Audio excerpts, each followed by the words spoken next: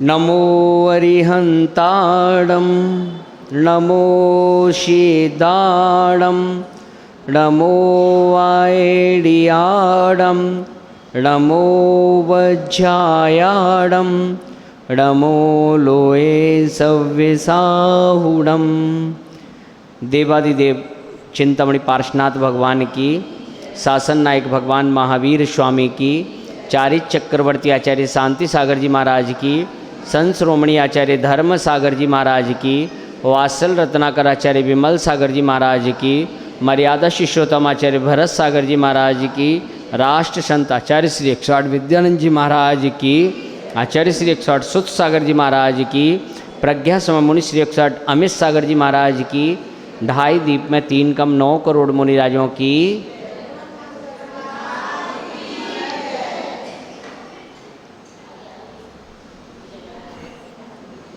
देखिए, जो ये सब चीज़ें हैं, दूध हो, दही हो, फल हो, ये सभी प्रासुक होना चाहिए। तो प्रासुक जो है किसे कहते हैं? समूर्छन आदि जीवों से रहित को प्रासुक कहते हैं। समूर्छन जो जीव हैं तो उनसे जो रहित हैं उसे प्रासुक कहा जाता है। 2 इंद्री, 3 इंद्री, 4 इंद्री, ये सभी जीव जो है समूर्छन उत्पन्न होते हैं, गर्भ आदि धारण नहीं करते। तो ऐसे जो है जीवों से रहित भोजन आदि हो, वह सभी क्या है? प्रासुक है। निकल गए हैं प्राणी जिससे, उसे प्रासुक कहते हैं। निकल गए हैं प्राणी जिसमें से, उसे प्रासुक कहते हैं। अब देखिए, जैसे कोई फल है, वह पेड़ पे लगा हुआ है, तब वह वनस्पति काय है। वनस्पति काय, और जब तक वो पेड़ पे है तब तक वो जीव है। अब पेड़ से अलग होने के बाद वह सचित नहीं है। जब तक वो पेड़ पे है तब तक सचित है। सचित जो चित्त सहित है, मूलाचार्य में आचार्य भगवान ने कहा कि जो चित्त सहित है उसे सचित कहते हैं। चित्त यानी चेतना। तो जिसमें जीव है वह सचित कहलाता है। अब पेड़ से अलग किया तो वह अचित हो गया। हरे भरे की बात नहीं है। आप सोचो, कुछ लोग क्या करते हैं कि हरा है तो ये क्या नाम है? सचित है। चाहे सूखा हो चाहे हरा हो, वह पेड़ से अलग होने के बाद अचित है। अब ये तो सचित और चित्त की बात हुई, और प्रासुक और अप्रासुक। अब उसके अंदर कोई जीव अंदर है तो वह अप्रासुक है, और तो उसको हमने शोधन किया। तो किसी चीज़ को प्रासुक आदि करने के लिए कोई फल हो या कोई भी चीज़ ऐसे है कि जो धोने से प्रासुक हो गई, कोई वस्तु ऐसी है कि जिसको आपको छिन्न भिन्न करना पड़ेगा, यंत्र आदि से उसको छिन्न भिन्न करना पड़ेगा। कोई वस्तु ऐसी है जिसको लवण नोन आदि डाल के प्रासुक करना होगा। कोई ऐसी है जिसको गर्म आदि करना होगा। तब जाके वो प्रासुक होती है। अब जैसे उसके अंदर बीज है किसी फल के अंदर, तो वह बीज आदि निकालते, वो जीव नहीं है। बीज आदि जो है वह जीव नहीं है, पर जीव उत्पन्न होने की शक्ति है, उसे योनिभूतता कहते हैं। जैसे बीज, अब उसको अपन ने जमीन में बो दिया तो उसमें अंकुर आदि उत्पन्न, क्योंकि उसके अंदर वो शक्ति है। तो कोई कोई फल ऐसे हैं जो बीज सहित हैं और उनको बीज सहित ही खाते हैं, तो उनकी अपन गर्म आदि करके योनिभूतता क्या करते हैं, नष्ट करते हैं। जीव की हिंसा नहीं है उसमें, योनिभूतता जो है वह नष्ट की जाती है। तो प्रासुक करने के लिए कि क्योंकि कई तरीके के फल आदि कई चीज़ें हैं, तो इसीलिए अलग अलग विधि दी कि गर्म करना पड़ेगा। किसी चीज़ को आपको जो है चाकू आदि से, यंत्र से छिन्न भिन्न करना होगा, किसी को धोने से, किसी को जो है सुखाकर, कोई ऐसी चीज़ है जिनको आपको सुखा के धूप में आदि जो है वह प्रासुक होगा। कोई जो है सुक्कम पक्कम पकने पर जो है प्रासुक होगा। तो ऐसे कई विधि आदि जो है दी हुई हैं, लेकिन सचित अचित का ध्यान रखना। जो जीव सहित है पेड़ आदि पर, तब तक वो सचित है, और पेड़ से आदि वो है फिर वो अचित है। अप्रासुक तो हो सकता है कि इसमें अलग से जीव हो, ठीक है ना। कोई कोई ऐसे आजकल तो कई चीज़ें केमिकल के द्वारा आदि हो रही हैं, तो जिसके कारण उसमें जीव आदि जो है पाए जा रहे हैं, ठीक है ना। कई दिखाते हैं अंदर। अब देखिए कई बार क्या होता है कि आम है पूरा साबुत है, आपके सामने ही क्या नाम है खोला जा रहा है, और उसमें दिखा रहे जीव। अब उसको कैसे पता कि इसके अंदर जीव है, फिर उसकी वीडियो बनाकर जो है डाली जा रही। तो कई फॉरवर्ड जो की जाती हैं, तो व्हाट्सएप आदि पर, व्हाट्सएप पे कई चीज़ बेवकूफ़ बनाने के लिए भी आ जाती हैं। कई चीज़ें जो हैं फेंक होती, फेंक दी जाती हैं। तो अब उसके चक्कर में कौन फंस जाए कौन नहीं फंसे, तो ये भी ध्यान रखना, ठीक है ना। लेकिन कोई भी चीज़ का ऐसा नहीं कि कोई भी चीज़ में कहीं कुछ निकला तो उसका कि आज से हम ये नहीं खाएंगे, ऐसा नहीं। कोई चीज़ खाओ, पर जो है हर चीज़ को कैसे खाना, धो के खाना। और ध्यान रखना, जो धोकर नहीं खाता है वो धोखा खाता है। क्या? जो धोकर नहीं खाता वो धोखा खाता है। इसलिए धोखा नहीं खाना हो तो हर चीज़ को क्या करो, धोकर खाओ, ठीक है ना। हाथ भी धोकर खाना, खाना खाओ तो हाथ पहले धो फिर कुछ खाओ। चलिए प्रश्न नंबर 4।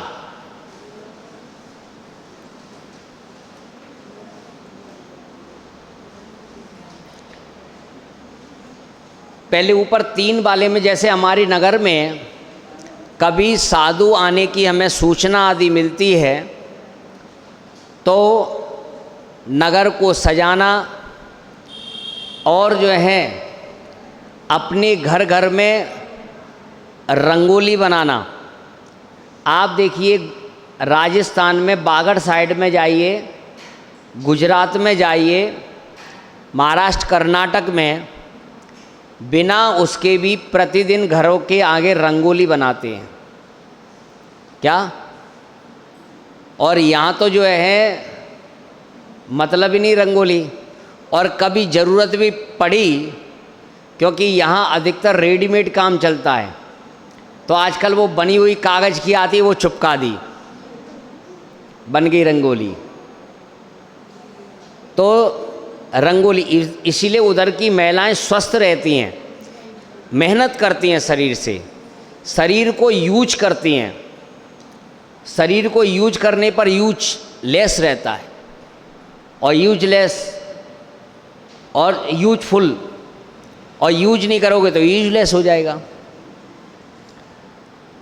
तो नगर में मुनि आए और अपने घर के आगे रंगोली बनाएं, उनके अपने मोहल्ले से निकल रहे तो उनके पाद पे चालन करें, सर एक कलश लेकर खड़े हों, ठीक है ना, और कलश पानी से भरा हुआ होना चाहिए, खाली नहीं, ठीक है ना। कभी भी कलश, मुनिराज आए मुनिराज जाएं तब मंगल कलश लेकर जो है खड़े होना चाहिए। ऐसे ही पड़गान के समय बाहर सुंदर सी रंगोली बनाएं, चौक पूरें, और जो है आंगन को लिपाई पुताई आदि जो है करके साफ सुथरा होना चाहिए। जैसे महाराज का पड़गान चौका घर में लगाया है, तो ऐसा नहीं कि महाराज जिस रास्ते से घर में प्रवेश करें तो वहाँ गंदा पड़ा हो, रास्ते में चप्पलें पड़ी हों, और आप लोग तो चप्पल पे भी पैर रख दोगे तो कहे वो 16 की है, 16-17 का तो काम ही नहीं कि 16 कहते किसे हैं, कि कहीं भी पैर रख दो, कैसे भी कुछ भी जो है कोई फर्क ही नहीं पड़ता। तो सफाई का विशेष करके जो है क्या करें, ध्यान रखें, ठीक है ना। कि तो जब साधु के लिए चौका लगाते हैं तो पहले स्थान आदि को साफ कर लें, कहीं जाले आदि तो नहीं लगे हुए हैं, कहीं कोई गंदगी आदि तो नहीं है, ठीक है ना, साफ सुथरा सा जो है होना चाहिए। अब साधु कोई यदि क्या नाम है चौका, तो सबसे पहले क्या ले जाया जाता है, पानी लेकर जाते हैं। पानी लेकर जाएं, शुद्ध वस्त्र पहनकर, धोती दुपट्टा पहनाकर जेंट्सों को कि उनको मंदिर भेजें।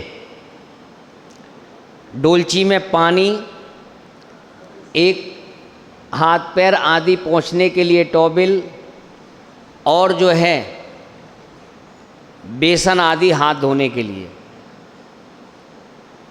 कि क्योंकि दिन भर के कहीं पर भी कीटाणु आदि जो है तो हाथ पैर आदि जो है धोकर शुद्धि कर। वैसे महाराज शुद्ध हैं क्या, रत्नात्रय शुचो काया, वो रत्नात्रय से शुद्ध हैं, फिर भी आहार आदि के समय वेसन आदि से हाथ धोकर शुद्धि आदि जो है करते हैं।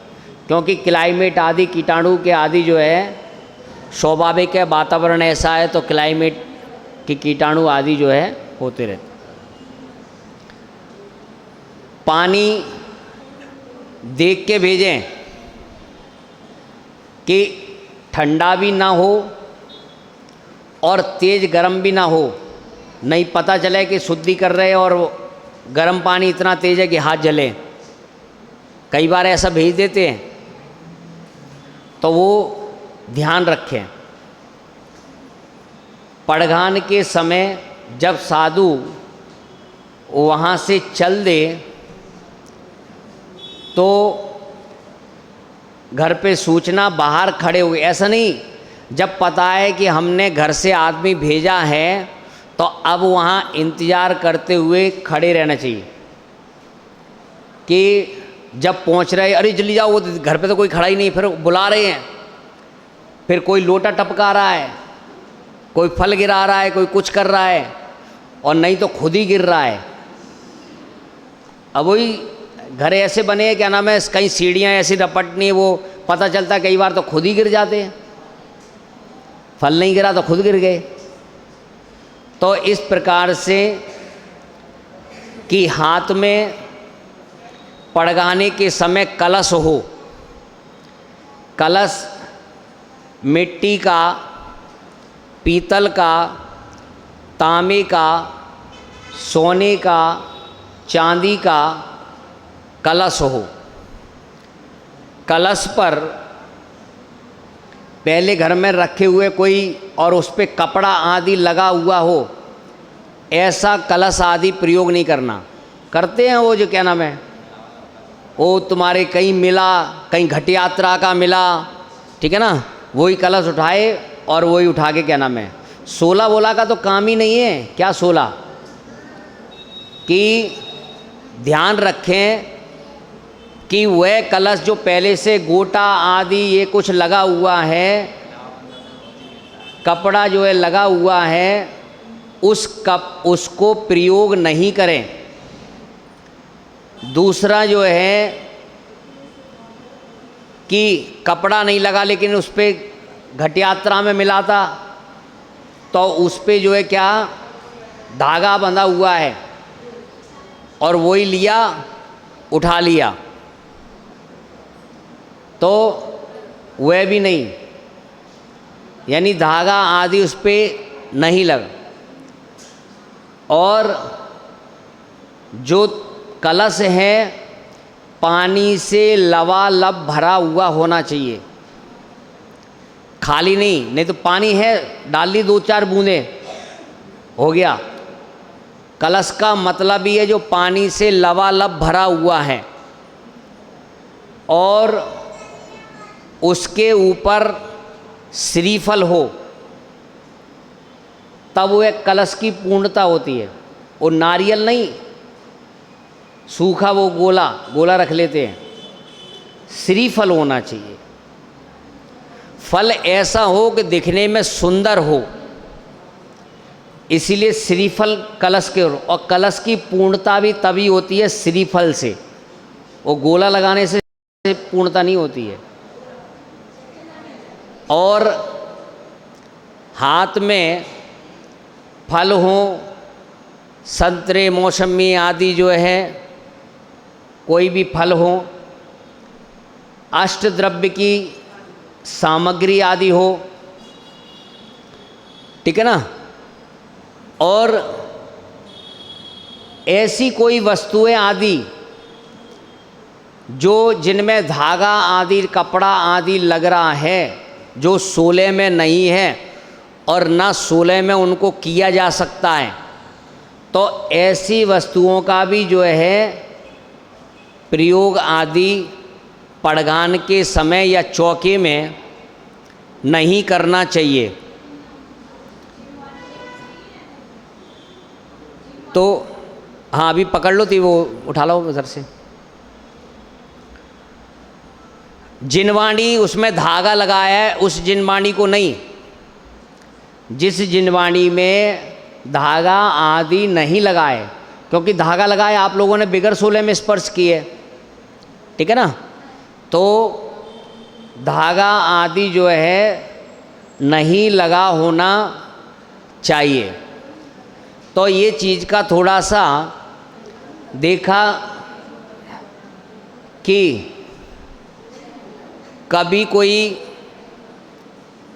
आचार्य भगवान ऐसा भी हुआ है, कोई जिनवाणी वह धागा आदि जैसे कपड़े आदि लगी होती है, लेकिन वह क्योंकि जिनवाणी है पवित्र है और कोई आचार्य नहीं वो करते, तो ये थोड़ा सा क्या है विवेक, क्योंकि जिनवाणी को कई लोग कौन कौन स्पर्श करता है, मंदिर का माली आदि और जो है ना, तो थोड़ा सा अपने भी कहाँ कहाँ से स्पर्श करते तो शुद्धि का ध्यान रखना चाहिए। पहले जिनवाणी जो आती थी तो उन पे ऊपर कपड़ा आदि नहीं लगाते थे, ठीक है ना, ये परंपरा या आप कछू पहले हस्तलिखित भी होते थे, एक एक पेज अलग होता था, तो पेज एक अलग अलग होता था और उसको गत्ते के उसमें पैक करते थे और उस पर ऊपर से सुतली आदि का धागा जो होता था, जूट आदि का, वो बांधते थे। फिर कपड़े आदि का, ऐसे कई प्रकार से जो है जिनवानी आने लगी।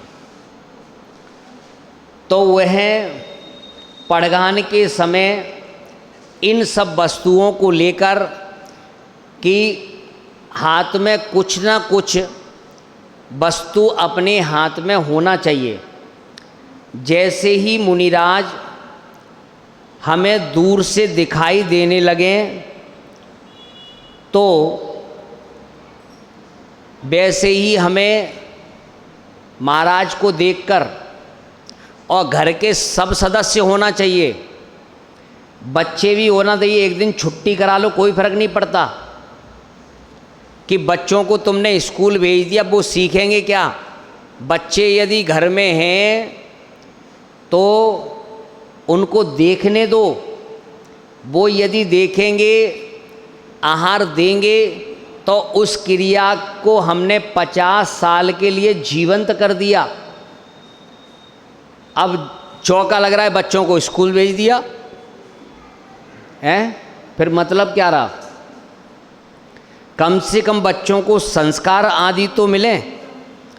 तो इसीलिए बच्चों की छुट्टी आदि जो है जरूर कराना चाहिए जिस दिन चौका, और एक ही दिन तो लगना है, दोबारा तो नंबर ही नहीं आना, तो एक दिन में क्या फ़र्क पड़ना है।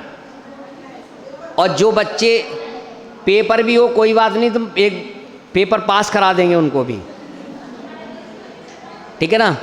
और पास नहीं हो पाए तो हमारे पास भेज देना, फिर महाराज बना देंगे, ठीक है ना। प्रश्न 129।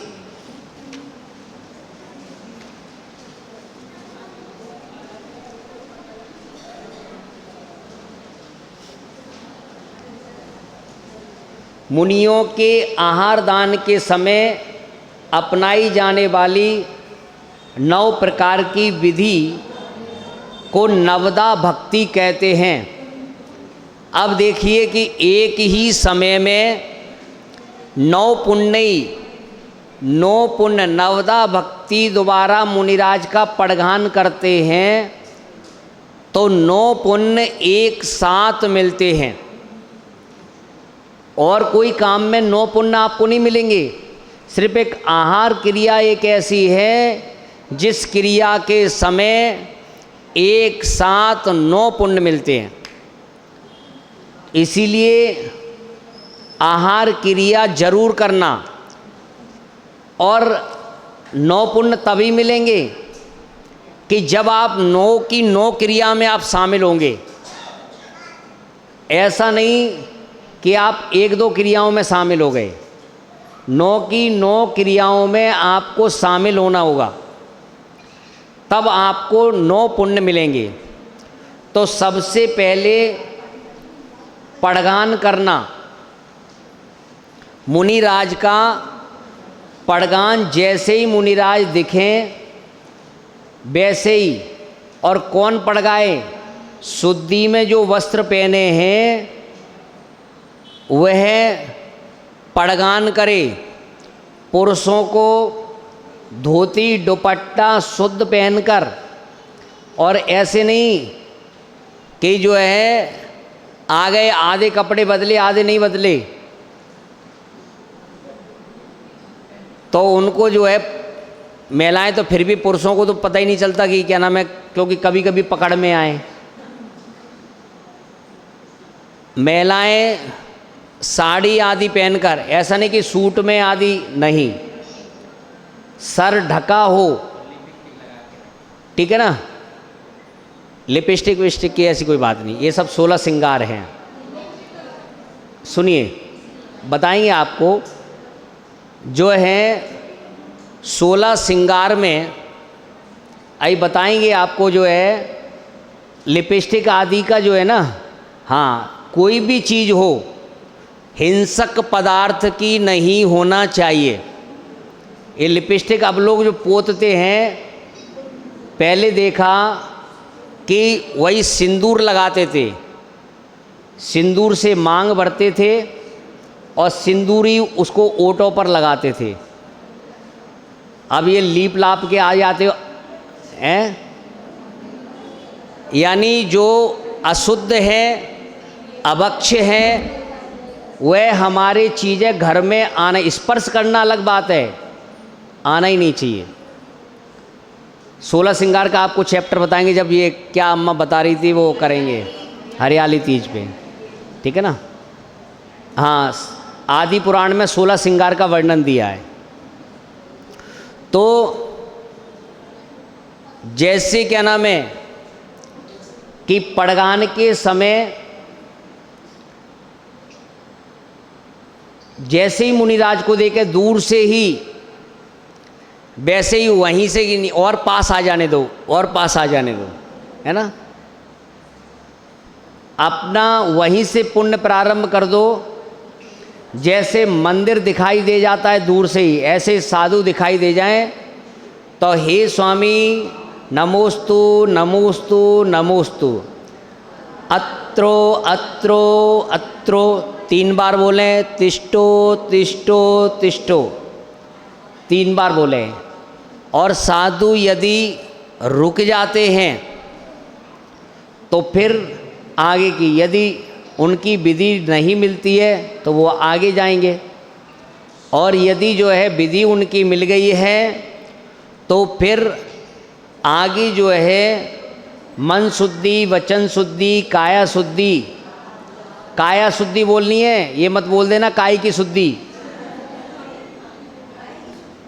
और आहार जल शुद्ध है, जो भोजन है वह भी शुद्ध, प्रासुक आदि जो है बना हुआ है। इस प्रकार से, और उन्हें अंदर लेकर जाएं, अंदर ले जाते हुए उस रास्ते से ले जाएं जिस रास्ते पर कहीं पर भी कोई जीव जंतु आदि ना हो। मंदिर से भी जब आ रहे हैं तो रास्ते में चलने वाले ध्यान रखें कि आगे कोई ऐसे जीव आदि ना मिलें जिससे अंतराय आदि हो। साफ सुथरे रास्ते से लेकर जाएं। घर में भी प्रवेश करें तो अब कई कई ऐसे कि जीने आदि या गैलरी से लेके जा रहे हैं, वहाँ अंधेरा पड़ा है, दिख ही नहीं रहा, अब कहाँ से निकलेंगे। तो वहाँ प्रकाश होना चाहिए। जो है रास्ते में प्रकाश, सीढ़ियाँ आदि इतनी ऐसी सीढ़ियाँ ना हो जिनमें महाराज चढ़ नहीं पाएँ, यानी अधिक ऊंची आदि और छोटी आदि। क्योंकि पहले पुराने मकानों में तो यदि कोई तंगड़े महाराज आ जाएं तो फंस जाएं वहीं। एक बार हम एक महाराज के साथ जो है, अब वो जीने छोटे थे, अब वो आगे चढ़ने में तो ये भी ध्यान रखें। तो इस प्रकार से उनका, अच्छा जैसे ही पड़क जाए तो पहले परिक्रमा लगाना 3, है ना। 3 परिक्रमा लगाकर फिर उनसे निवेदन करना कि आप जो है गृह में क्या करें, प्रवेश करें। गृह में प्रवेश होने के बाद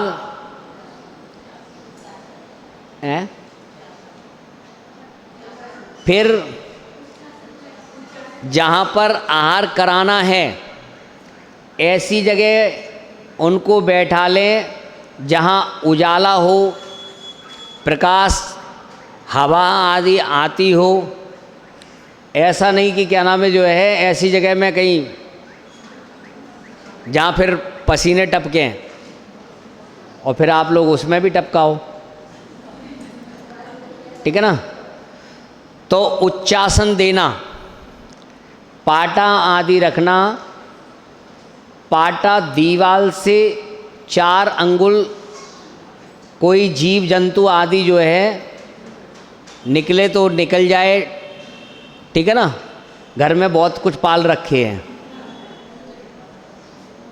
और पाटा ऐसा हो कि जो हिलता डुलता ना हो, कि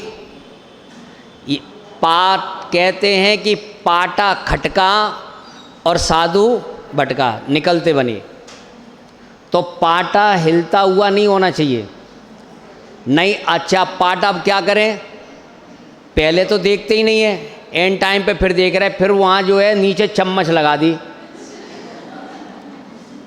अब महाराज जो है, चलो भाई हल्के फुल्के महाराज तो क्या नाम है, काम चल गया।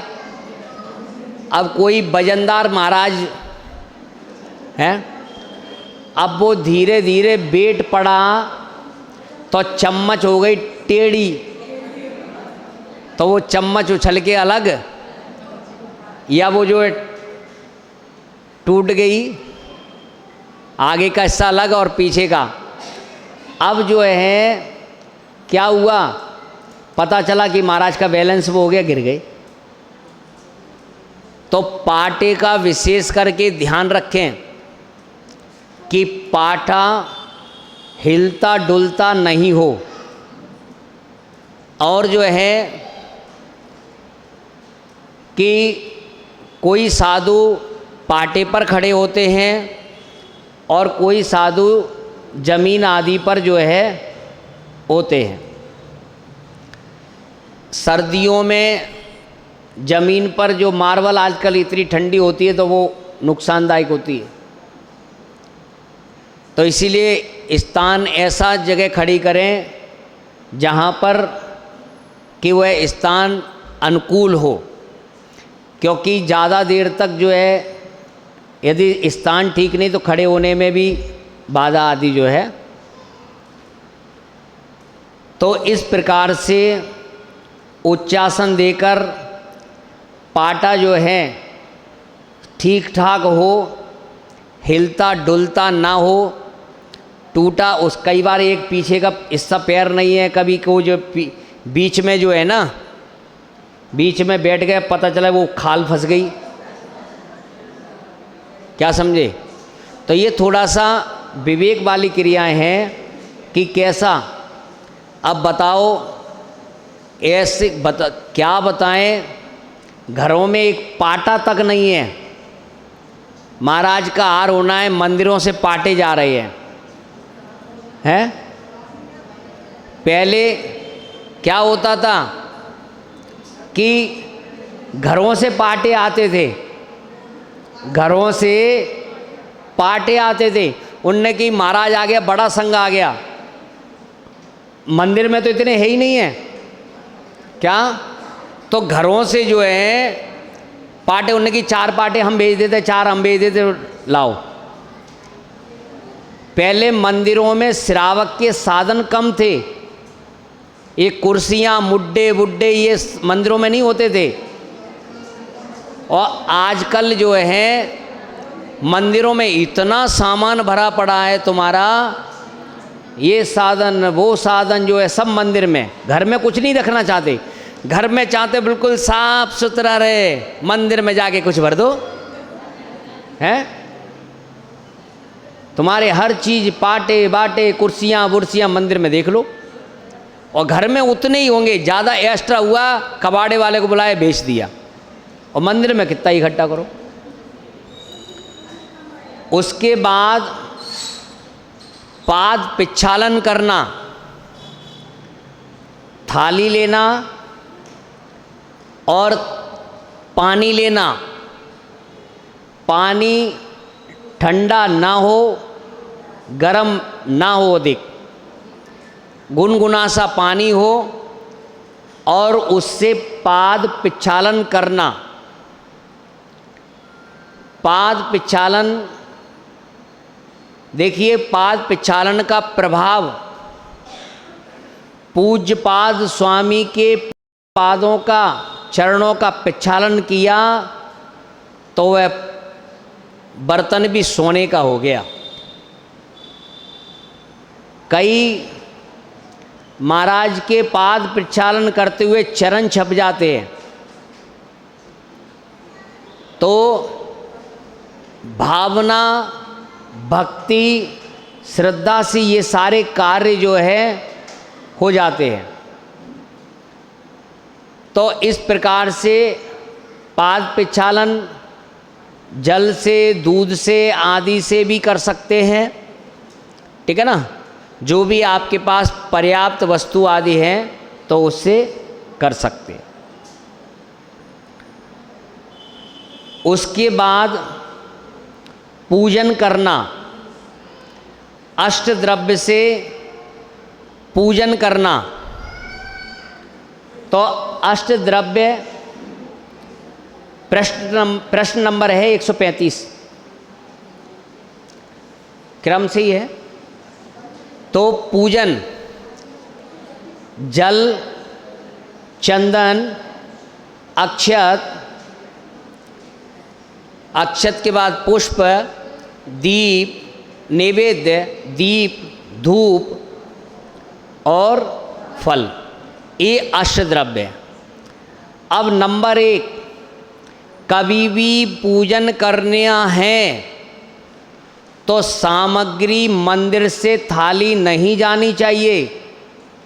पंडित जी आज चौका है, हमारे यहाँ एक थाली लगा देना है, यानी तुम्हारे घर में क्या चीज़ नहीं है जो मंदिर से थाली ले जानी पड़ रही है। घर में यानी इतना भी तुम्हारे घर में सामग्री भी नहीं है तो तुम्हें क्या पुण्य कमाओगे। और मुनिराज आ रहे हैं तो मुनिराज की पूजन करना है तो सारी सामग्री व्यवस्थित रूप से लगा लो। ये नहीं है एंड टाइम पे अरे चंदन नहीं है, ये हल्दी लाओ, हल्दी है, ये तुम्हारी कोई पूजा वूजा है?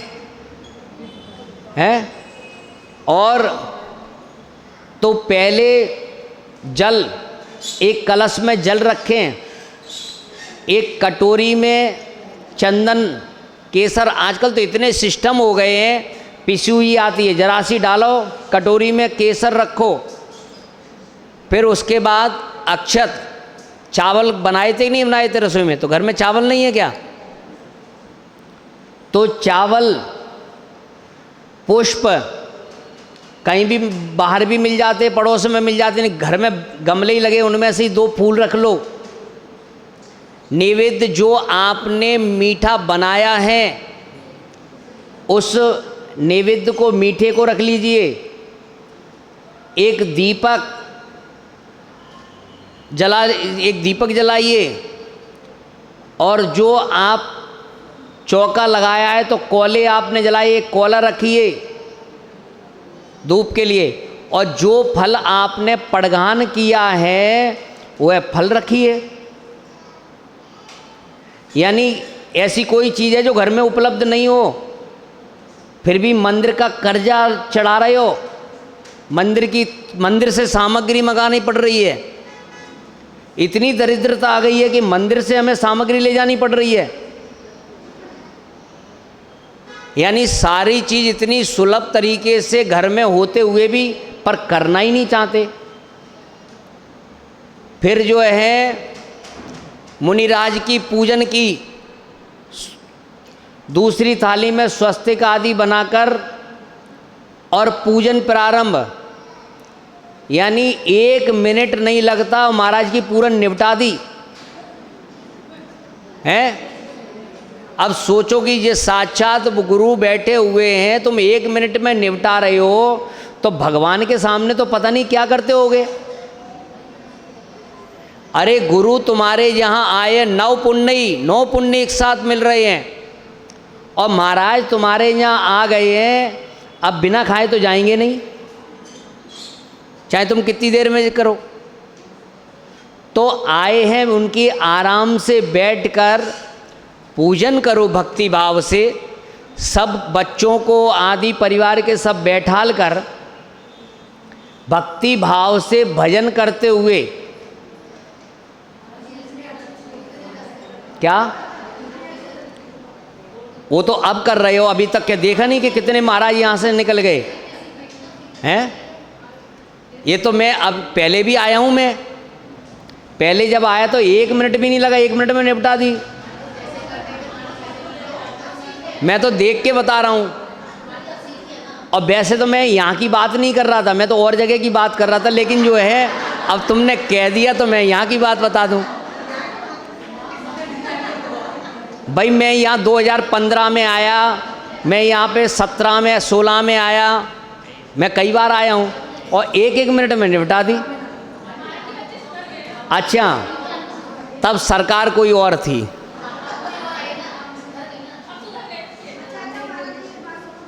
तो जो है कि पूजन को भक्ति भाव से करो और एक एक भजन बोलते हुए एक एक लाइन बोलो उत्साहपूर्वक, फिर आप एक एक सामग्री को जो है चढ़ाओ, ठीक है ना। और क्रम क्रम से पूरी सामग्री को आप चढ़ाइए। ये हमें पुण्य का अवसर मिल रहा है, क्योंकि गुरुओं के चरण, देखिए कि भगवान मंदिर और जिनवाणी तो हरदम मिलती है, गुरुओं का सानिध्य हर वक्त नहीं मिलता। और आहार लगाने का, चौके का बहुत पुण्य चाहिए। बिना पुण्य के आपके घर में साधु नहीं जा सकता, एक गिलास भी आप नहीं दे सकते, पुण्य नहीं है तो। तुमने चौका भी लगाया, पता भरोसा नहीं है कि साधु तुम्हारे घर तक पहुंच भी जाएगा कि नहीं पहुंच जाएगा। जब तक एक एक गिलास नहीं हो जाए, जब तक पूरा आहार, तब तक पता नहीं है कि पूरा होगा भी या नहीं होगा। तो इस प्रकार से कि उनकी पूजन करना, फिर बैठकर जो है नमस्कार करना, महिलाओं को गौआसन से और पुरुषों को पंचांग नमस्कार करना, और उसके बाद मन शुद्धि, वचन शुद्धि, काया शुद्धि, आहार जल शुद्ध है, इस प्रकार से बोलना कि इसकी आवश्यकता नहीं है, मुद्रा छोड़िए, अंजलि बनाइए, ऐसा बोलने की आवश्यकता नहीं है। आपने शुद्धि बोली है तो मुनिराज अपने आप जो है, आप उनको आदेश देने की आवश्यकता नहीं है। आपका काम बस इतना ही है कि यहीं तक आपको शुद्धि बोलनी है, ठीक है ना। कि जैसे आजकल कहते कि भाई मुद्रा छोड़ो, अंजलि बनाओ, ये सब जो है, अच्छा पता नहीं होगा उन्हें, इसीलिए तो इसकी वैसे आवश्यकता आदि जो है नहीं है। अब देखिए कि जो आहार जो है, अब आहार देने से पहले सभी लोग जो है, अम्मा कह रही अंजलि छोड़ दो, ठीक है ना। सुनो सुनो कि अब आपको आहार देने से पहले अपने कपड़े आदि पर देख लें, कहीं बाल वाल तो नहीं है, कोई जीव जंतु तो नहीं है, सर को ढककर रखें, ठीक है ना। कि यहाँ तो तुम क्या तो वो है, मैं चौके की बात कर रहा हूँ, यहाँ तो तुम्हें कि कितना ही वो करो, सर ढक, यानी महिला का सर खुला हुआ ही अमंगल है, सबसे बड़ा अमंगल वो है। तो सर जो है हमेशा ढका हुआ होना चाहिए, ठीक है ना। चौके की बात नहीं, चौके में तो होना ही चाहिए। और यदि पल्लू नहीं रुकता है, पहली बात तो पल्लू को इतना निकालो कि जिससे उसे व्यवस्थित कर सकें। और साड़ी सीधे पल्लू की पहनना चालू कर दो तो दिमाग सीधा काम करेगा, उल्टा की छोड़ दोगे तो। और जैसे आपने एक क्लिप यहाँ लगाई है तो एक यहाँ पर भी बालों पे लगा लो।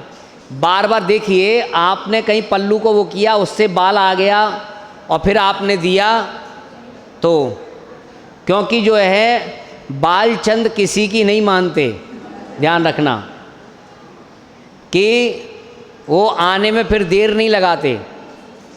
तो इसीलिए पहले कपड़े को, अपने हाथों को आदि देखें। आहार देने वाले ध्यान रखें कि हाथ गंदे संदे ना हो, नाखून बड़े ना हो, नेल पॉलिश आदि जो है अवक्ष चीज़ों का कहीं पर भी किसी प्रकार का प्रयोग ना हो, नाखून नकली नाखून ना लगाए हों, नाखूनों में मैल आदि ना भरा हो, ठीक है ना। तो ऐसा इन चीज़ों का विशेष करके ध्यान रखें। और जब भी आहार दें तो उस समय मौन रहें, बोले नहीं, क्योंकि यदि आप बोलते हैं, चौका बनाने वाला, देने वाला, आहार कराने वाला कोई भी, यानी बोलना नहीं, जब भी आप बोलोगे आपके मुख से थूक निकलेगा ही निकलेगा, कितना भी आप कुछ भी करें। और आचार्य महावीर कीर्ति जी महाराज जब भी आहार करते थे तो मुंह पे कपड़ा बंधवा देते थे। आचार्य विद्यानंद जी महाराज चौके में जब आहार करते हुए कोई बोलने का काम नहीं, क्या कि उनका तो जो है बनाने वाला वो सब बिल्कुल एकदम, और आप बना रहे हो वहीं बोल रहे हो, सारी विटामिन उसमें जा रही है। हाथ में कटोरी है, मन शुद्धि, वचन शुद्धि, काया शुद्धि, सारी विटामिन उसमें हैं। आप देख लीजिए, जब भी अपन बोलते हैं तो अपने मुख से थूक निकलता है। क्या कई लोग आते हैं ऐसे पास में खड़े होके बोलते हैं, उनका जो है महाराज के ऊपर आ जाए। तो ये विवेक वाला काम है। चौके के अंदर कितने भी लोग हों, चाहे देने वाले, करने वाले, कराने वाले, बनाने वाले आदि सभी, मुंह पर कपड़ा बांधना चाहिए। आजकल वो जो है कोरोना से आ गया मास्क जो है, ये तो हम अभी मास्क लगा, पहले उससे पहले हम हमारे चौके में एक बार शुद्धि बुलवाने के बाद फिर बोलने का काम नहीं, मौन पूर्वक दो। जब जैसे मैं मौन खड़ा हूँ ऐसे तुम खड़े हो जाओ, क्योंकि और अपने को किसी पर अपना थूक यदि उसमें गया वो मुनिराज को तो महापाप लगेगा और बीमारियां आदि होंगी वो अलग। तो इसीलिए चौके में अभी जो मास्क आदि की व्यवस्था चल रही है उसको मास्क लगाकर और दें। ये मत सोचो कि हमने कभी नहीं लगाया हुआ है, उस समय लगा लो कि व्यवस्था है, और व्यवस्था जितनी अच्छे से बनाओगे उतना पुण्य अर्जन होगा। नहीं वही क्रिया पाप की क्रिया बन जाएगी। तो इस प्रकार से जो है नवदा भक्ति करते हुए अब आहार हमें कराने, तो सबसे पहले मुनिराज को थाली दिखाना। अब थाली आप दिखा भी सकते हैं और नहीं भी दिखा सकते। ऐसा कोई ज़रूरी नहीं कि थाली दिखाना ना कहीं नवदा भक्ति में है ना वो है।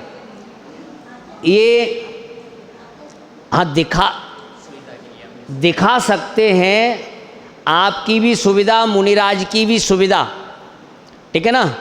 और नहीं भी दिखाएं तो भी कोई बात नहीं। कई मुनिराज कि हमको जैसे वहीं जा उनका नियम कि इतनी चीज़ें जितनी देखी उतना ही हम लेंगे, जितना उनका एक बार में आ गया एक ही बार का परसों हुआ लेंगे, एक बार में जितना आ गया बस, बाकी का सब कुछ नहीं लेंगे, ठीक है ना। जैसे कोई चीज़ है तो पर्याप्त अवस्था में बाकी की हटा दी। अब किसी ने कोई चीज़ बनाई, जरा सी बनाई उतनी कटोरी, ठीक है, नहीं। कि कई मुनिराज जो हैं उनने कहा एक ही चीज़ लेने, बस उतनी पर्याप्त देखी, बस वो लेंगे, बाकी घटा देंगे, ठीक है ना। आज भी ऐसे कई साधु हैं कि जो एक एक ही चीज़, एक ही दिन में एक एक चीज़ लेकर वो है। आचार्य आदि सागर जी महाराज थे तो वह एक ही वस्तु लेते थे, 7 दिन में एक दिन जो है एक ही वस्तु का आहार करते थे, रोज़ नहीं करते। क्योंकि लोग बाग जो है, हम तो भाई संडे को चौका लगाएंगे छुट्टी वाले दिन, तो वो भी ऐसे थे कि जो है हम एक ही दिन खाएंगे, ठीक है ना। रोज़ तुम नहीं मना पाओगे, रोज़ नहीं, लेकिन उनकी इतनी हफ्ते में एक ही दिन आहार करते थे।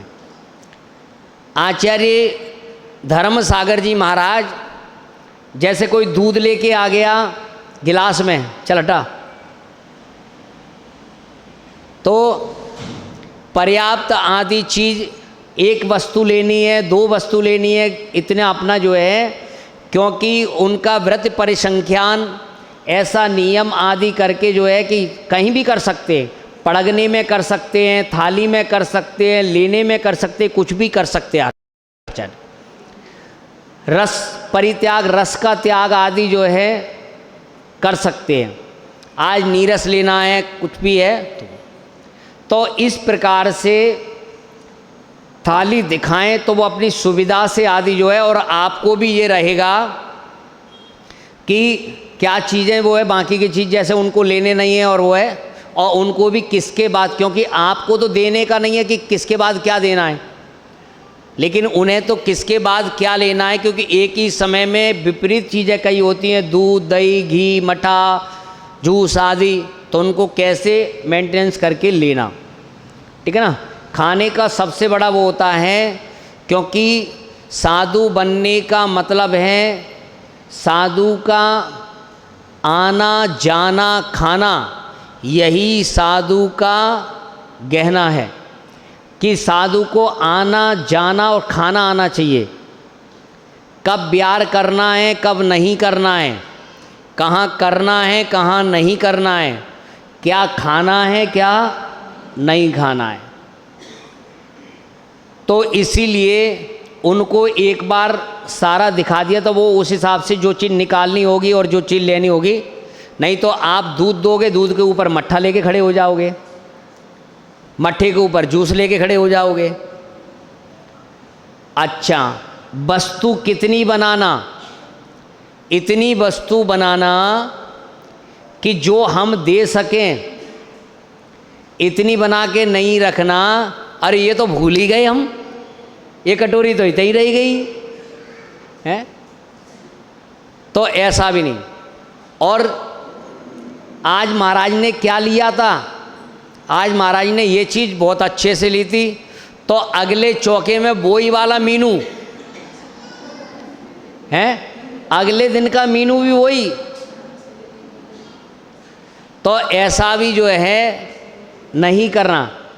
और कभी प्रकृति कैसी रहती, कभी कैसी रहती है, मौसम आदि, तो उस हिसाब से जो है उनके अनुकूल आदि आहार कराना चाहिए।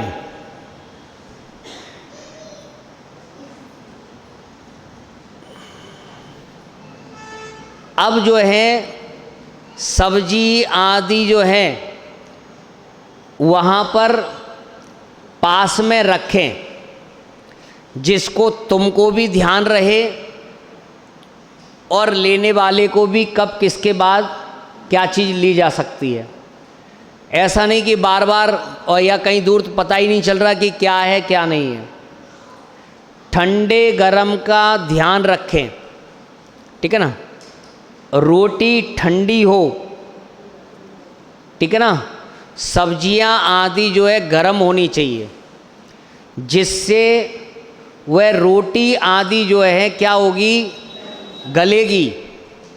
यदि रोटी गरम है, सब्जी ठंडी, तो वो उसका पानी सूख लेगी, तो फिर अंदर जाने पर पेट आंतों में जो है, आंतों पे जोर पड़ेगा।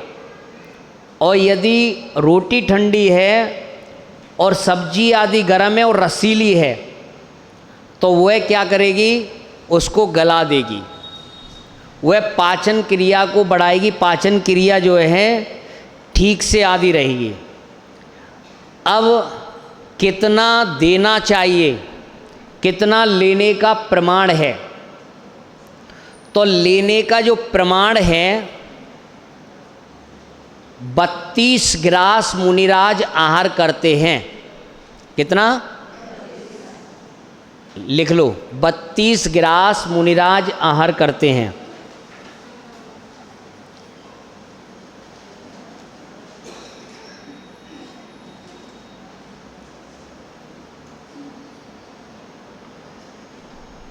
एक ग्रास 1000 चावल का, 1000 चावल का 1 ग्रास होता है। ऐसा नहीं कि 32 बार ऐसे ले रहे हैं या 32 रोटी लेनी है, उससे कोई मतलब नहीं। 1000 चावल का 1 ग्रास, तो 32 ग्रास प्रमाण आहार लेते हैं। आरिका माता जी 28 ग्रास प्रमाण आहार करती हैं, 28 ग्रास। अब इनमें से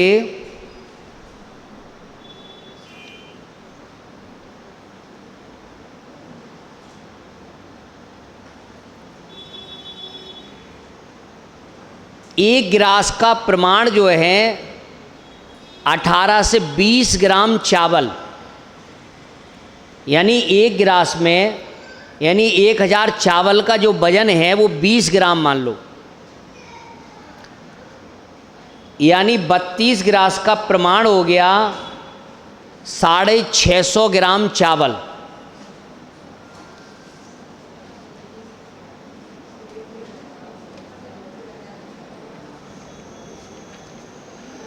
तो अभी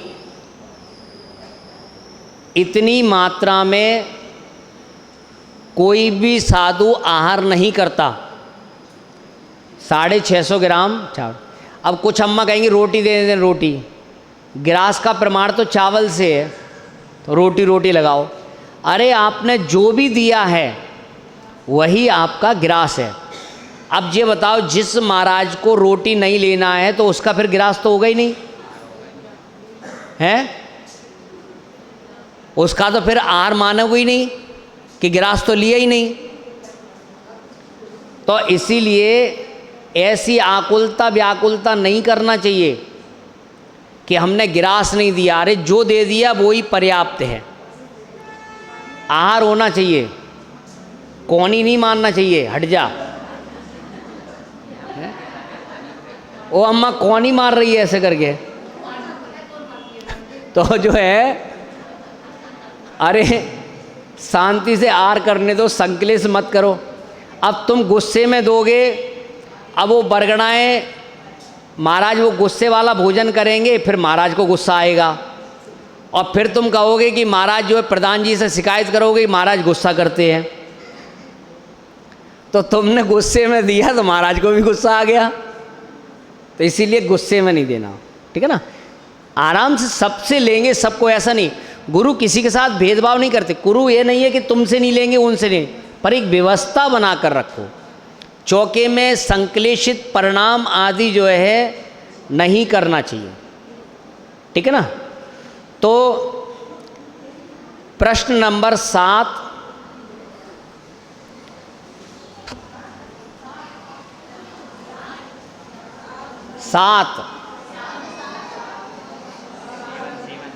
सेवन, हाँ जी, सेवन, 7।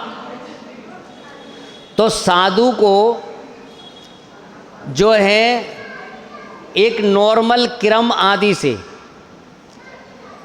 कि जैसे आहार सबसे पहले जल दें।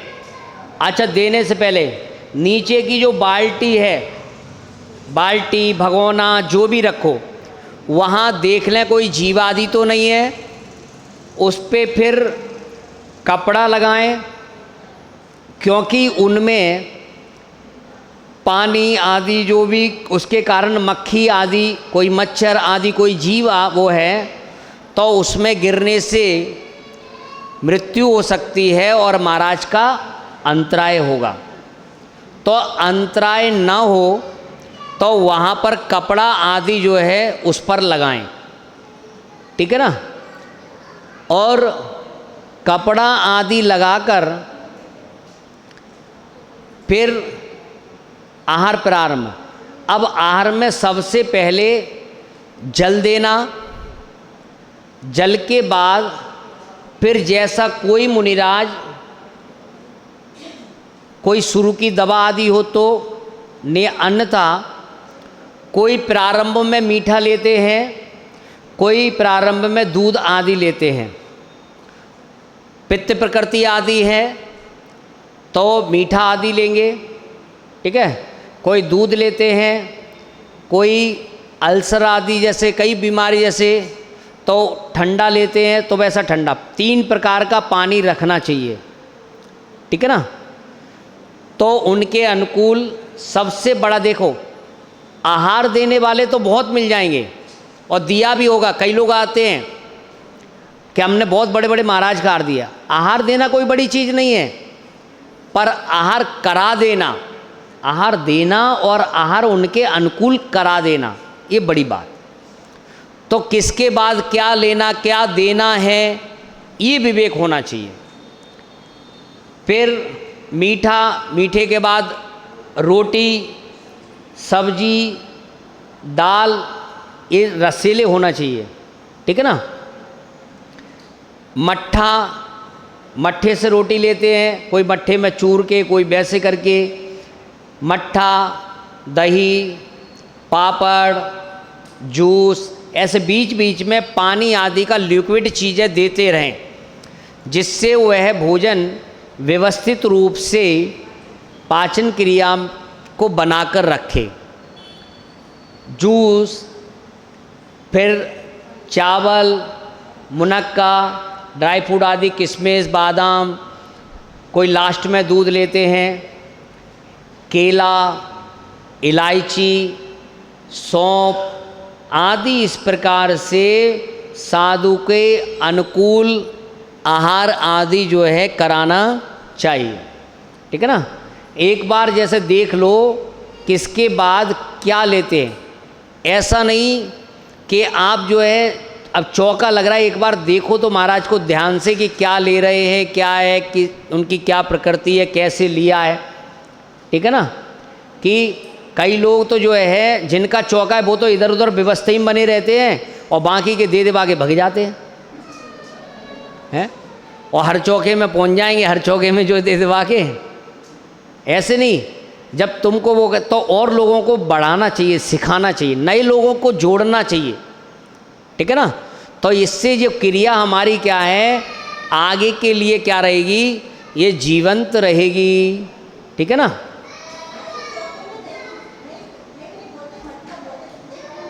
दही, अम्मा, जो दही है, दही को यदि क्या नाम है बिडो लिया गया है तो वो मट्ठा हो गया, और जिसमें से जो है मक्खन निकल गया तो वो फिर छाछ हो गया। और यदि मट्ठा कम और पानी उसमें ज़्यादा तो उसे तक्र बोलते हैं, तक्र। तो देखिए, जो दही है, दही जमा हुआ है, दही, और दही को अपन ने मात्र उसमें से कुछ नहीं मास बिडो लिया है तो वह मट्ठा कहलाता है। ठीक है ना। वैसा कि सिर्फ दही में वो किया है, राई चलाई है, वो कुछ भी नहीं निकाला, तो वो मट्ठा कहलाता है। और उसमें से यदि मक्खन निकल गया है तो वो छाछ कहलाती है। और जिसमें जो है पानी की मात्रा कम और उस मट्ठे की छाछ की मात्रा कम और पानी की मात्रा अधिक 3 गुना होती है तो उसे तक कहते हैं। तक्र। जब साधु समाधि आदि करते हैं तब वो लेते हैं लास्ट में, जिससे पेट आदि की सफाई आदि होती। चलिए प्रश्न नंबर 13। थाली को पहले से लगा के नहीं रखें। क्या? जिस समय पूजन आदि हो रही है और तब जो है नहीं, पहले से महाराज की थाली लगा के रख दी, अब वो सारा क्या हो रहा है, ठंडा हो गया, मक्खियाँ भिन भिना रही हैं। ठीक है ना। और कहीं एक भी उसमें जब रखी तब गर्म था, फिर वो और एक आध कहीं उसमें वो होगी तो तुम तो कह दोगे 1 मिनट में कह दोगे इलायची इलायची है। ठीक है ना। तो शोध बीन के विशेष करके और कपड़े से ढककर रखें। और बताया था कपड़े साफ सुथरे हों, पहने हुए कपड़ों का प्रयोग उसमें चौकों में नहीं होना चाहिए। ठीक है ना।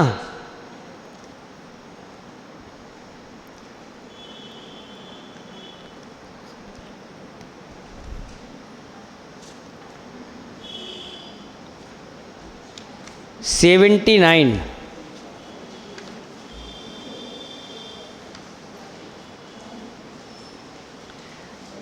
अच्छा, आहार के अंत में जो है सौंफ, नींबू आदि जो है, अजवाइन वगैरह जो है ये देना।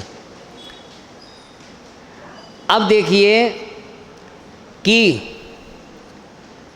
दाल खिचड़ी आदि चौके में ज़रूर बनाएं।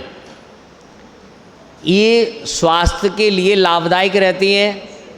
हल्का भोजन है, साधु विहार आदि करके आया है, तो जिससे आराम से जो है लिया आदि जो है जा सकता है। ठीक है ना। कोई भी चीज़ कच्ची ना हो और कोई चीज़ अधिक पकी भी ना हो, जली ना हो। ठीक है ना। यानी जो जिस मात्रा में जिस अनुपात में पकना चाहिए उस अनुपात की होना चाहिए। ठीक है ना। नहीं कच्ची कच्ची खिलाओगे तो फिर जाके वो पेट में नुकसान देगी। रोटी एक बार गरम हो गई, उस रोटी को दोबारा गरम नहीं करना। नहीं पांडुक जैसे रोग होते हैं कि रोटी एक बार जो हो गई, सब्जी आदि भी बार बार ठंडी बार बार गरम, इसीलिए एक परात में पानी रखें और उसमें सब्जी, तो वो समान तरीके से बनी रहेगी। बार बार उसको ठंडा गरम आदि करने की आवश्यकता जो है नहीं है। प्रश्न नंबर 82। साधु को कढ़ी आदि, कढ़ी तो किस किस चीज़ की कढ़ी जो है, मूंग की दाल की, बेसन की, चना की, काजू बादाम आदि की कढ़ी बना सकते हैं। कढ़ी दिमाग की रक्षा करती है। कढ़ी जो है ना दिमाग की रक्षा करती है। और मूंग की दाल की हो तो वह और ज़्यादा लाभदायक होती है। तो कढ़ी कैसे बनाना, तो पहले इसके लिए दाल को भिगोना। एक दिन पहले और रात को मत भिगोना। क्या? सुबह जो है उसको भिगोना, कुछ लोग जो है रात को भिगो देते हैं, एक दिन पहले भिगो देते हैं, तो ये ध्यान रखें।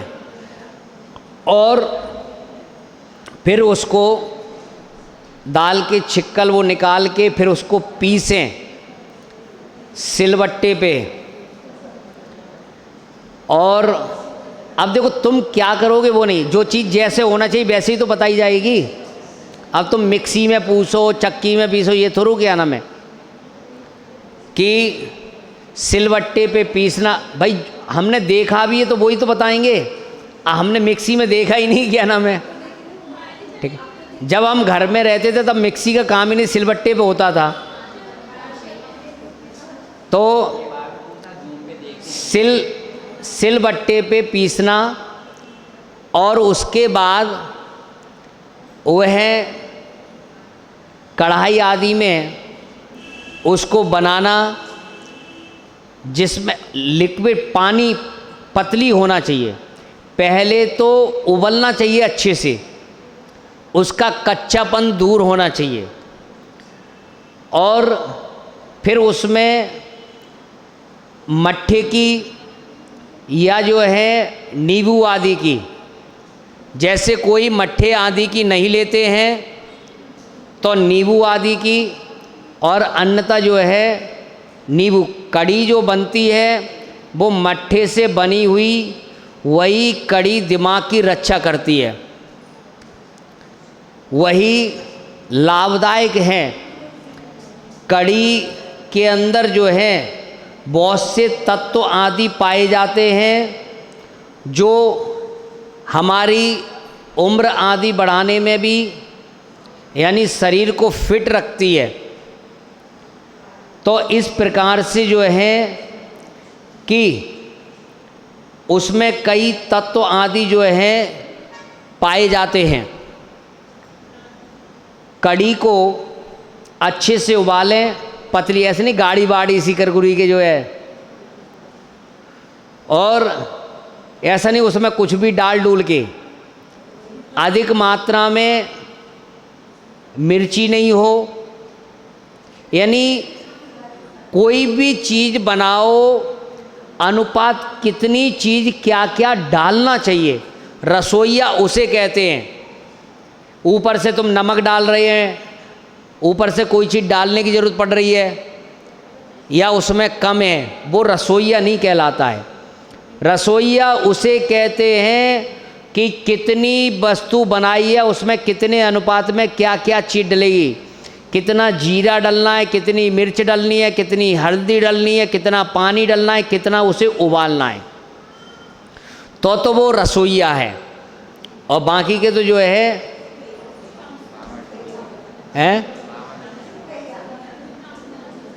ब्राह्मण है, वो क्या नाम है जो है भोजन बनाने वाला है।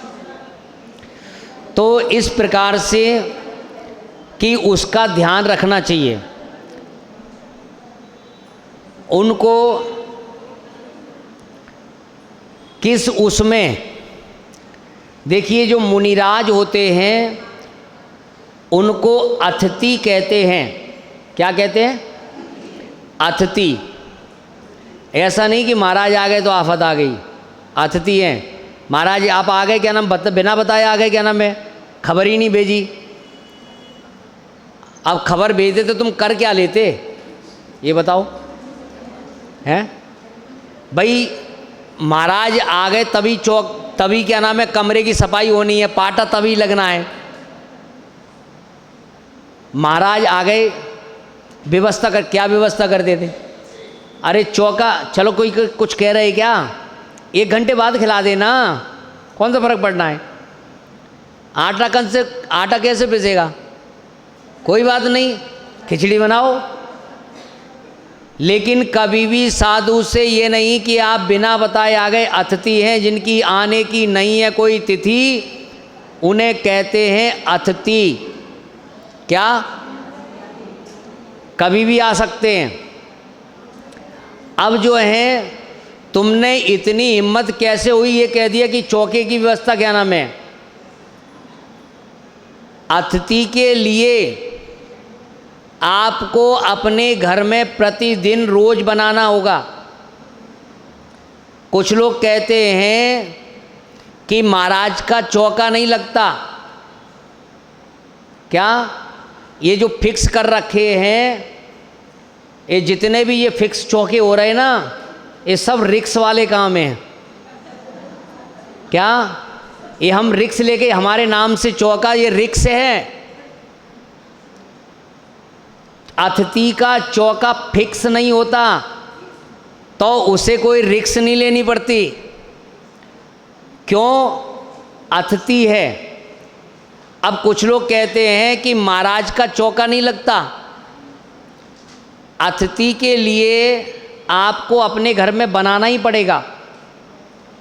और उसमें से कुछ लोग क्या करते हैं, कहते हमने अपने लिए भोजन बनाया और उसमें से ही हमने मुनिराज को दिया। तो ऐसा भी नहीं होता, क्योंकि हमने अपने लिए 4 रोटी बनाई और 2 रोटी दे दी मुनिराज को, तो मुनिराज ने तुम्हारे हिस्से का खाया तो उसका भी दोष लगेगा। किसी के हिस्से का नहीं खा सकते। जैसे किन्ने, सुदामा ने खा लिया था किनका? हाँ, तो किसी के हिस्से का भी नहीं खा सकते। और तुम्हारे हिस्से का तुमने 2 रोटी खिलाई तो तुम भी भूखे, महाराज भी भूखे। अतिथि समविभाग होता है। यदि आप अपने में यदि अपना दोगे महाराज को, चलो एक बात बताइए, महाराज को बुखार आ गया,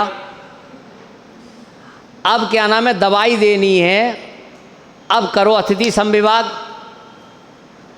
तो अब दवाई कैसे दोगे? और या फिर जो है पहले जो बुखार महाराज को, वो बुखार पहले अपने अंदर पैदा करो, फिर दवाई लेकर आओ, फिर महाराज को दवाई दो। ऐसा होगा क्या? जैसे आपने अपने घर में रोटी बनाई पतिदेव के लिए, बच्चे के लिए, आपने अपने लिए, घर के हर सदस्य के लिए आपने रोटी बनाई है।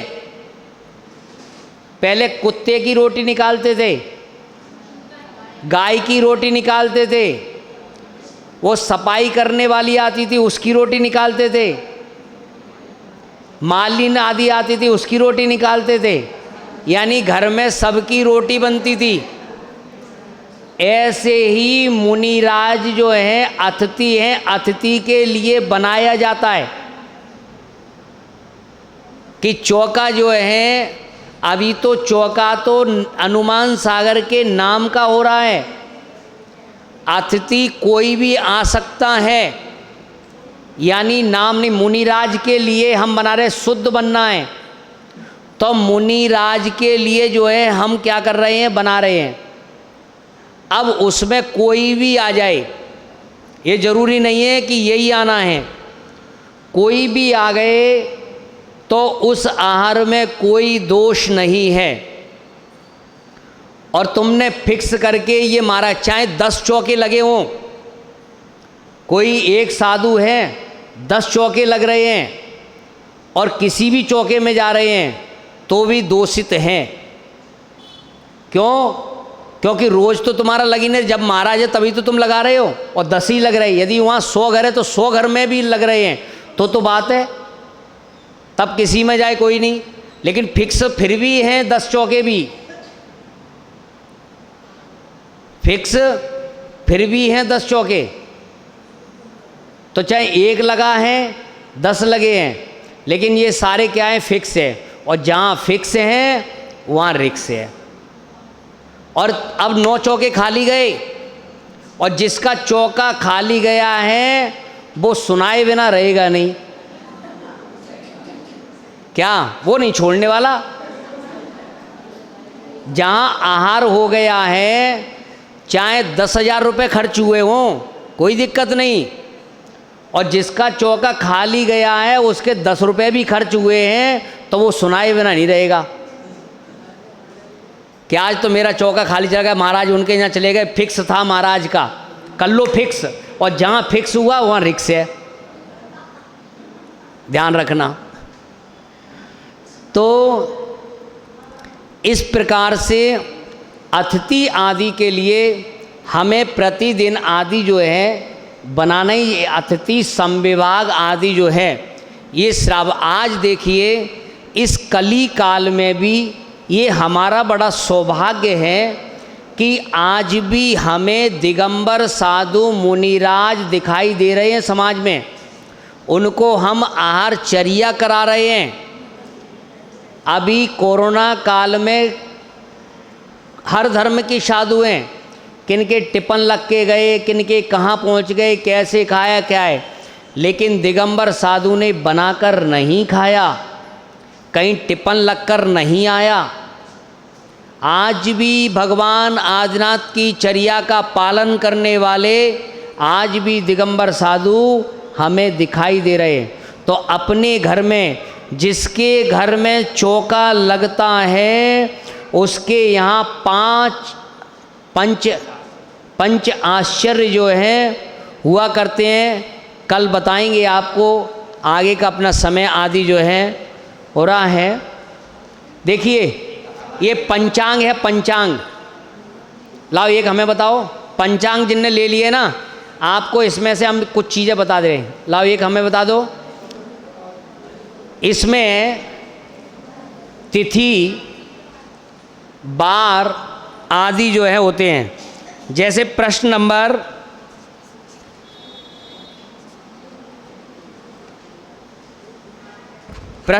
6 ले लो, 6 शुरू का ही खोल लो, पहले में ही बता देते। देखो सबसे पहले जो है तारीख लिखी होती है। सबसे पहला तारीख, जैसे जनवरी का महीना बता रहे हैं तो पहला 1 तारीख, फिर उसके बाद जो है तिथि, तो तिथि 10वीं है। फिर उसके बाद बार लिखा है, बार में रा यानी रविवार, ठीक है ना। फिर उसके बाद नक्षत्र, कौन कौन से नक्षत्र, तो नक्षत्र आदि जो है देख के काम किए जाते हैं। कब, जैसे देखिए आज जो है अभी बता रहा हूँ बस, और फिर कौन से भगवान के कल्याणक वगैरह हैं वो आदि, बस इतना ध्यान रखना। अब आपको बताएं, जैसे आप पीछे प्रश्न नंबर 64 देखिए, प्रश्न नंबर 64 उसमें तिथि संज्ञा लिखी है, तो वहाँ 5 नंदा, भद्रा, जया, रिक्ता और पूर्ण, तो ये 5 जो दिए हैं इनमें देखिए कि जैसे आज क्या बार है, गुरुवार, ठीक है ना। तो सबसे पहले जहाँ तिथि लिखी है तो आज क्या है, 9वीं, रिक्ता में 9वीं लिखी है चौथे नंबर पर, 4 फिर 9 है ना। तो चौथ, 9वीं, चतुर्दशी ये क्या है, रिक्ता तिथि है।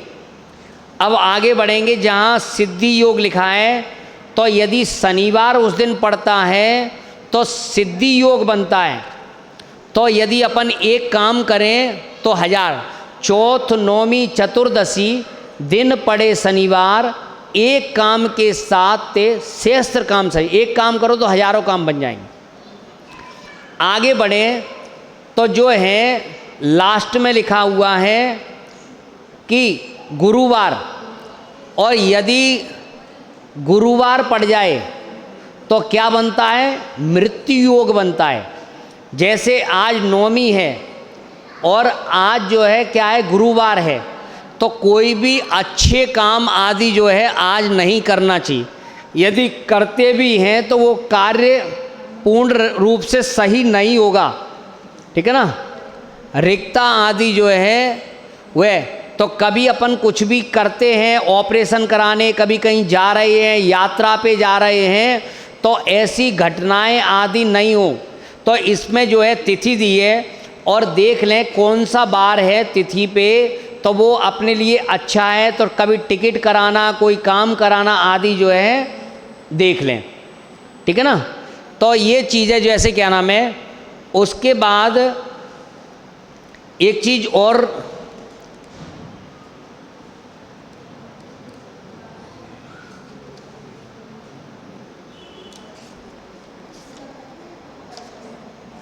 इसका ही पेज पीछे पलटेंगे 62।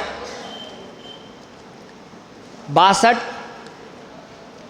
ये चीज़ और देखना, इसे कहते हैं चौकड़िया, ठीक है ना। तो चौकड़िया जैसे सुबह 6 बजे से 7:30 बजे का, यानी 1-1.5 घंटे का चौकड़िया होता है, ठीक है ना। तो उसमें जैसे कि कौन से चौकड़िया अच्छे हैं और कौन से चौकड़िया, तो उद्वेग और काल और रोग ये अशुभ चौकड़िया माने गए हैं। तो इन चौकड़िया में जैसे कहीं अपन को घर से जाना है तो वह समय 1.5 घंटे का टाल कर तब हम कहीं पर जो है जाएं आदि, ठीक है ना। तो जैसे सुबह रविवार को सुबह जैसे अभी गुरुवार है आज, ठीक है ना। तो गुरुवार को अभी जैसे कितने बज रहे हैं, 4:30 बज रहे हैं, ठीक है ना, 4 बज रहे हैं। तो 3 बजे से 4:30 बजे तक का काल का चौकड़िया यानी रोग का चौकड़िया है, ठीक है ना।